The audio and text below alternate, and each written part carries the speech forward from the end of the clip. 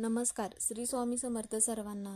तर रविवारी सर्वपित्री अमावस्या आहे. तर सर्वपित्री अमावस्या असल्यामुळे आपल्या पूर्वजांची सेवा आपल्याकडून जर झाली नसेल, आपल्या पूर्वजांसाठी आपल्याकडून श्राद्ध करणं झालं नसेल, तर मग आपल्याला काय करायचं आहे की आपल्या घराजवळ जर एखादी वाहती नदी असेल किंवा एखादं तीर्थक्षेत्र असेल, तर तिथे आपल्याला काय करायचं आहे, मुठभर काळे तीळ घ्यायचं आहे आणि तिथे त्या नदीमध्ये म्हणा आपल्याला हे जे काळे तीळ आहे तर ते विसर्जित करायचं आहे.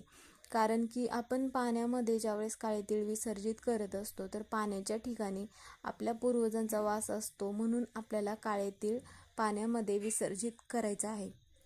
काळे तीळ विसर्जित केल्यामुळे आपल्या घराची प्रगती होते, घरातील दुःख दारिद्र्य नष्ट होऊन आपल्या ज्या सगळ्या समस्या आहेत तर त्या सगळ्या समस्या दूर होत असतात आणि पितर जे आहेत तर ते आपल्यावरती प्रसन्न होतात आणि आपल्याला पितरांचा भरभरून आशीर्वाद मिळत असतो.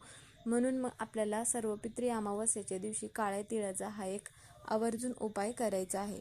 श्री स्वामी समर्थ.